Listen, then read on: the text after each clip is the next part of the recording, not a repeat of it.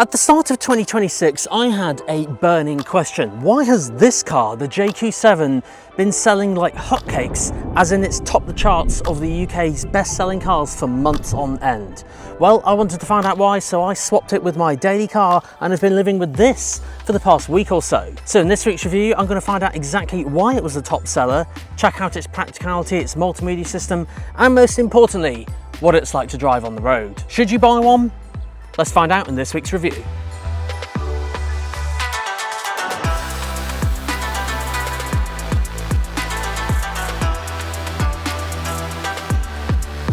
So yes, with car prices absolutely soaring these days, it's no wonder why people are seeking and searching for alternative car brands that offer better value for money.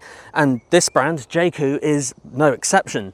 Basically, this car starts at under £30,000 and has, well, extremely generous standard equipment for the price that mainstream car manufacturers just would never even dream of giving us. Now, for complete transparency, guys, you can clearly see I have the plug-in hybrid here. Now, don't worry, I'm not making this entire review about the plug-in hybrid because I appreciate, well, not everyone wants a plug-in hybrid.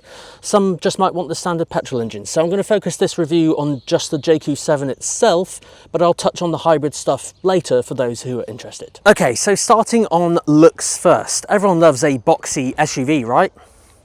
Well, this is literally the definition of a boxy SUV. You can't get around it. Now, personally, I'm not a huge fan of boxy SUVs myself, just because, well, we don't need that type of car at home. I completely appreciate for families or people who just need the extra space, completely open and welcome to it. And in fact, we'll touch on, of course, the practicality, as I mentioned, later. You'll notice as you kind of walk around the car that, well, it does take a lot of inspiration from, of course, Range Rover, and you'll see this in a lot of reviews. I've certainly read a few myself, that, well, there is a lot of inspiration from it. You've even got the tail lights at the rear there with that kind of side profile. Even on the front here, there's so much like squared off angular looks to it. The one thing that is different though is, of course, the light design here. You've got daytime running lights here, but then the actual headlights are down here, which is like completely different. And the grille, JAECOO referred to it as something like a waterfall effect or something. I would actually say that it looks like a Mercedes AMG grille for my Mercedes fans. So yeah, very aggressive stance, and just overall, as I said, very boxy shape. Does look like a Range Rover. Now, for those wondering, when it comes to dimensions, this one, JAECOO 7, the length is 4,500 millimeters, width 1865 and height 1670. And here's a few competitors for comparison. Now, when it comes to trims and packages, this is one thing that Chinese brands are particularly good at, and if I'm honest, I've probably taken a little bit of inspiration from Tesla, because when you go to configure one of these, you don't get many options to choose, and that's not a bad thing. It actually makes the buying process quite easy, actually, because then you don't get any decision fatigue. You literally just go on and choose the car. You get the choice of two trims if you're choosing the JAECOO 7, just like the standard petrol one or the self-recharging hybrid. Two trims to choose and your colour. That's it.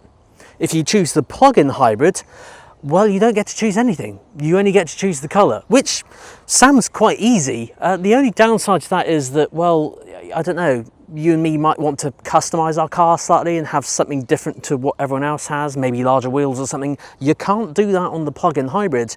You just get everything. Everything is standard, so that is good, but you can't really customize it that much. As I said, it does make the buying process quite easy though. All you've got to do is choose your color. So just keep an eye out for things like Deluxe and Luxury and Pure and Deluxe. These are just the different packages available on those trims. And things you might find on the differences between them are a slightly larger screen, an upgraded Sony sound system, air purification system, heated steering wheel, heated and ventilated seats, and things like wireless charging. Now, I've already mentioned the price at the start of the video, which was £29,210, which I think that's pretty good. Of course, as I mentioned, I have the plug-in hybrid here, so that is around about £36,000. But one unique thing with that is that I've already mentioned with the trims and packages, well, you just kind of get everything as standard. There are no options for this car. When you have the plug-in hybrid, you just get everything anyway. So that does sound pretty good. Warranty is also something that crops up in comments on my reviews, so I thought I'd include that going forward. This one is a 7-year warranty with a 100,000 mile limit. I mean, compare that with a lot of German manufacturers out there. They only offer you 3. I know there's other brands like Kia and Honda and Toyota and ones like that that offer you your 7s, 8s in like 10-year warranty, but 7 for this is quite good. Specifically, the plug-in hybrid as well has an 8-year warranty for the battery, but it's 7 years for the entire car. And you know what's really interesting as well? You know how I mentioned that JAECOO have been in the charts for the top selling cars in the UK for months on end? Have you seen a JAECOO dealership? I know, I haven't really seen that many. I've seen the cars, they're everywhere. They're at Goodwood Festival last year, and yeah, I see them all the time on the road, on the motorway and around town. But I haven't really seen a dealership, and there is good reason for that, because they have neatly integrated with a lot of existing dealerships out there. So one is probably closer than you might think. So the best thing really is just to go on their website and have a look at where your nearest one is. For me, it's my local Mercedes-Benz. As wild as that sounds, they actually separated their showroom in half. They used to just sell Mercedes-Benz and smart cars, but now they also sell JAECOO and Moda cars as well. So rather interesting. I should add, they're not going to be sat side by side in the showroom. They are essentially different dealerships, but they are occupied within the same building. And they're not the only ones to do that. If you look at all of the Mercedes franchises across the UK, you've got LSH Auto do BYD, Sytner Group also do BYD, and then ones like Lookers and Virtue, they now do BYD, JAECOO and Moda as well. And Sandown, speaking of them, they recently just announced on LinkedIn that they're also going to be selling Chery cars as well. And the reason why that's relevant is because you know how Volkswagen own a lot of like sub-brands, your Volkswagen groups. You've got Volkswagen Group and then all of these underneath. Chery are exactly the same. So you have Chery at the very top and then JAECOO and Moda underneath as sub-brands. So yes, they're all interlinked and intertwined. So I guess I'll have to review some Chery cars somewhere in the future. I cannot confirm or deny that I've already got some booked in for you guys to review on my channel. You know what to do, guys. Hit that subscribe button and I'll keep you in the loop. Now let's get on to some fun stuff. So when it comes to the boot, you can do this on the key on this specific model. Now boot capacity, I was unsure if it was 410 litres or 500 litres because I've seen mixed answers online. Because I obviously research and test all these cars independently, I'm left to my own self to make sure I get the right facts and figures for you guys. But I came across multiple results. On JAECOO's website it said 500 litres, but I've also seen in some places for the plug-in hybrid version specifically it's 410. So I'm going to go with 410, mainly because the plug-in hybrid battery is of course usually underneath, which of course it will be here. There's a little bit of space for the cable, which is good, but of course if you do have the plug-in hybrid you'll lose a bit of space. But having said that, if you do fold the seats down, it'll go up to about 1,265 litres, which is okay for this type of car. One thing I will add though is that when you look at the rear doors compared to the front, you'll notice the rear doors are huge. To finish off the boot, 12-volt socket just there, and there's of course a little parcel cover there, stop anyone looking at the contents of your boot. I also saw a very weird quirk. If you pull this down, there is white underneath here, and apparently if you hook it up here, you can turn the back of the car into a projector screen, and then you can watch stuff like this guy who decides to pitch his tent 1 metre off the floor up a cliff. Yeah, I'm not sure who's going to do that, but yeah, you can. Anyway, let's check out the rear seats. Now, yeah guys, this is exactly what I mean. Look at all of this space. Now, just a quick observation first. The rear floor is raised slightly. Now that could be, I thought the battery was in the back, but there again it also could actually be under there and maybe up there in the back of it as well, just because this is raised a bit. But having said that, there is generous room here. That is set up for my driving position. I'm 6'2" with very, very long legs, and this is what it's like with me sat behind myself, so pretty good. I can see that sun just about to come through those trees up there. For those wondering, I'm filming this on the hottest day of the year. Do you remember that heat wave we had a few weeks back by the time you're watching this? Yeah, it's like not even 8 o'clock at the moment and it's almost 28 degrees. Send help. I can't wait to get that aircon on. So yeah, cup holders in here. There's a USB-A port there, USB-C port there. There's no individual adjustable climate control down here, but at least it's got the vents. And interestingly, there is also a switch to move the seat here.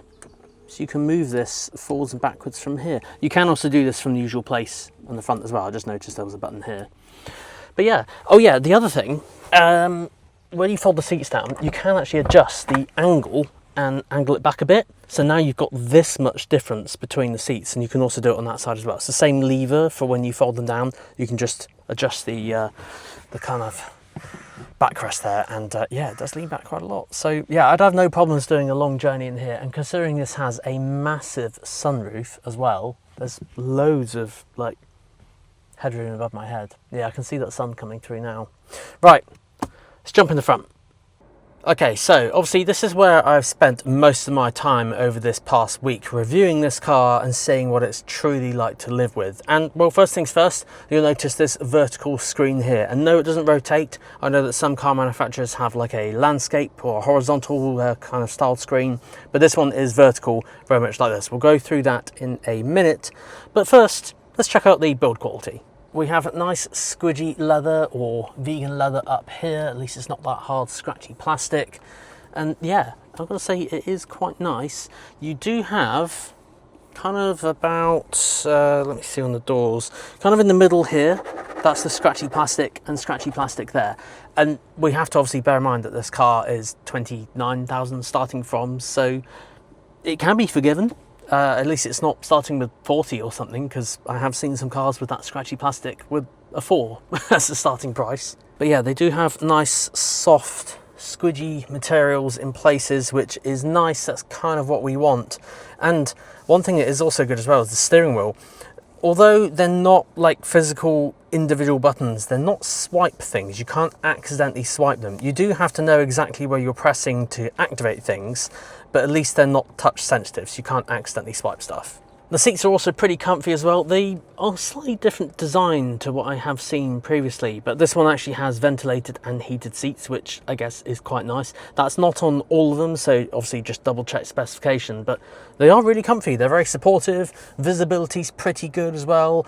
The only thing on visibility I will say is the rear window. It does look a little bit smaller, but you have the 360-degree cameras and things like that to help with parking, which I will have to use in a minute to get out, because getting out of this car park is quite tight. This is what the multimedia system looks like just here. Along the bottom, you'll notice there's almost like a control bar to control the climate control and various other functions.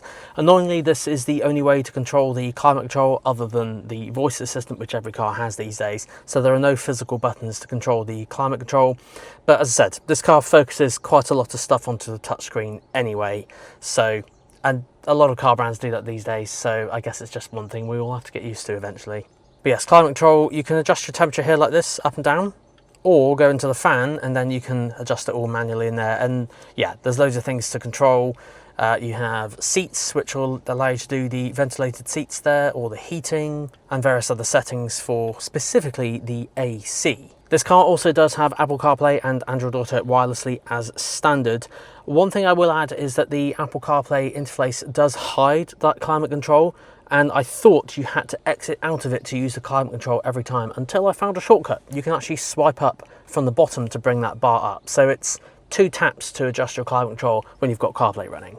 Now this very much does look like almost like an Android interface, because on this home button you can view all the apps and things that you can do on this car. For example, sat-nav. No complaints on this. I mean, it looks very clear. I can't really ask for more from the sat-nav. It works, and it's very easy to see the instructions and things. So if we go search up here, let's just go Southampton for example. Next closest city, go. Guidance will start now. And then a very polite lady will tell you where to go. And then red X to cancel. So yeah, it's easy. But again, Apple CarPlay, Android Auto, you can just connect up those and use that instead. Handily, as the one I have here, I told you I'd mention a couple of things related to plug-in hybrids if you're interested. Up here allows you to search for EV chargers. So nice and welcome, it's all integrated. This car, of course, does have the usual things like media and phone if you want to connect up your phone that way, just a traditional sense. And of course there's USB and radio if that's the kind of thing you listen to. One thing that did catch my eye was, well, the abundance of settings and things you can do to tweak your experience in the car. Because, well, when you look at this here, it doesn't look like there's there's much to do. But when you go in here, there's so many things to control. In fact, it won't show me everything at the moment because it's not on, and it does want you to have your seatbelt on. There we go. So yeah, there's so much stuff here, from quick controls, so all these sorts of things and different drive modes, of which you can do down here on actual buttons, which is nice. You can have the car like automatically unlock and lock as you approach it. I've had that off just because I've been filming it today. But yeah, you've got an energy menu, you have other vehicle settings to even adjust things like the tailgate. You can adjust the wiper sensitivity. You can adjust the head-up display. Yes, this car has a head-up display. Yeah, ambient lighting, vehicle comfort, Bluetooth, Wi-Fi. There's so many things in here. Oh yeah, that's just reminded me. Obviously this one's the plug-in hybrid and just has everything as standard. Now, I haven't tried one of the ones of the standard sound system, but this has the Sony sound system. And when I first got in it, I thought, it's okay, it's all right. I mean, it's not the best in the world, but there again, this was a £29,000-30,000 car, so I was like, meh. Make sure you turn on loudness. That made all the difference, and suddenly it went from being meh sound system to, oh, actually it's pretty good. Now, I have tweaked the EQ to my liking as well, but make sure loudness is on if you take it on test drive, because that makes all the world of difference. As I mentioned, there is a voice assistant as well, so you can have it awake when you say, hello, JAECOO, but I've turned that off because, well, everything has a voice assistant these days. I don't need another one for now. You can even change your wallpaper and the theme and the button for cleaning the screen, and then you've got to hold this to take it off. They've really thought about it because, yeah, as I said, there aren't many car manufacturers that have that level of customization. All round, I quite like it. The interior is quite spacious, as said, with the extra kind of like lighter materials up here and the panoramic roof, the quite squared off shape here, and the nice materials used everywhere, apart from the plastics lower down. But again, this car's not, you know, majorly expensive compared to some of the competition out there, so it can be forgiven. But what does this car drive like? Well, there's only one way to find out. Let's get it out on the road. Okay, so a couple of things I really like about this car. One is that when you are driving around normally on the road, it's just like this, just pretty normal. When you go to take a tighter turn, say in a car park for example, without doing anything, you get the camera come on, which I think just helps with maneuverability. So you've got the left hand side when you turn left, and then if for example then we turn right, we have the right hand side. Genius. Oh, and for when the gap is really narrow, you can assign the favourites button on the steering wheel, which is this, when I straighten it the other way, which is this star here, to bring up the full camera system, which we very much need here because I often film here quite a lot for regular viewers, and getting in and out is a pain. So I'm going to press this button. Then we've got this. So I'm going to drive like I would normally, and then let's have a look at the cameras now. Oh, look at that, it's so much easier. Oh, thank you. That's the problem. You only have one way in and one way out in that car park. But yeah, there we go. And it'll just go off automatically as you drive away. Now, I mentioned there are a couple of different trims earlier, so this is also very important as to which engine you go for, because there are a few to choose from. There are standard petrol versions, there's a self-recharging hybrid version, and then there's the plug-in hybrid version, which is the one I have here, and then like a black version, which is like a special edition. Now, of course, I have the plug-in hybrid, which operates on all electric, which is pretty good. It actually goes up to about 56 miles of all electric range, and again, very similar to other plug-in hybrids, Chinese hybrids that I have driven before, this does allow you to charge that battery up on the plug-in hybrid version as well if you want to. I recommend against doing that just because it absolutely tanks your fuel economy, but the fact you can do it is pretty good. This can be quite useful if you're cruising on a dual carriageway or motorway and you desperately want to use electric for when you arrive in London, for example, and you just want to be green and not use any fuel while you're there in like a built-up area or something. But you can schedule the charging and also get it to charge like now, or not let it go underneath a certain battery state of charge as well. So if you want to just get in the car and drive it, it'll do just that. But if you also want to geek out on your hybridness, you can also do that too. And yes, there are also different drive modes on top of that as well. So this is a thing I think more people are going to use. You have a sport mode, an eco mode, and a normal mode. Now, in terms of how responsive this is, I have to give my hats off to JAECOO on this one, because for a non-performance hybrid, so not like a really, really fast version or like an AMG or something like that by Mercedes, this is actually quite a very, very responsive plug-in hybrid. In fact, it's really, really punchy. I can't go too fast here because we're in the middle of a town centre, but we'll open it up in a minute. One last note before I get on to what it feels like to drive in terms of suspension and steering and those types of things. I just wanted to touch on one last thing about the plug-in hybrid version. What JAECOO actually quote on their website was quite interesting. The FEV version, as in this version, the plug-in hybrid version, can actually go up to 745 miles on one charge and on one tank of fuel, so both of those combined. That's quite impressive. That's like what diesel can do. Also, from what I've seen as well, it's front-wheel drive as standard across virtually all models, but there are a couple of trims where it's all-wheel drive. Just bear in mind, if you go for a hybrid or a plug-in hybrid, then it's front-wheel drive only. And it is quite easy to spin the wheels on this one because it's very, very torquey, as I mentioned. It's quite powerful. And away we go. Oh, see what I mean? I had about, yeah, there we go, 70. It's quick. Yeah, I had the accelerator pedal down maybe, I want to say maybe 40 or 50% maybe, and it spun the wheels. That wasn't even full power. I wouldn't put full power turning, but just pointing out, it's quite easy to wheel spin. It's quite powerful. It's a shame it's not four-wheel drive. What's really interesting about the driving dynamics of this car is that when you're driving around, you are being propelled along by the electric motor, so the engine is acting like a generator. Now, the engine does cut in sometimes and give you some power in accelerations, much like what I just did then, but for most of the time, you're driving an electric car. The engine is just acting like a generator, which is one of the reasons why it feels so responsive, and probably one of the reasons again as to why it's a top seller, because people love how responsive it is. It looks different, it feels good to drive, so I can see why. Now I'm going to get this back up to 70 again. I will say there is quite a bit of motorway noise, as in a bit of road noise, so this is doing 70 here. One of the reasons that could be is because of the tyres that are on the car. Potentially, if a more premium tyre was used, it might actually make it a bit quieter. I don't know. Anyone who owns a JAECOO at the moment and has owned it for over a year or two and they've changed their tyres, let me know your thoughts down below.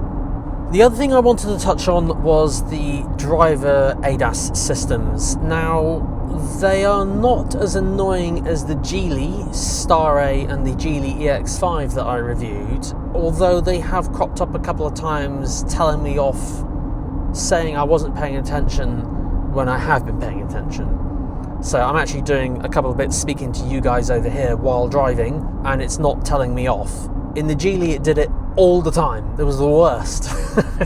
I had to turn it off. Thankfully you can turn it off on this. It has done it a couple of times, but not to the point where I'm pulling my hair out. Let's put it like that anyway. Now, in terms of the way this car drives with its suspension, it has got mixed stuff all over the internet. So first things first, I'm just going to say it's very, very smooth around town, and certainly when you're cruising on the motorway, brilliant.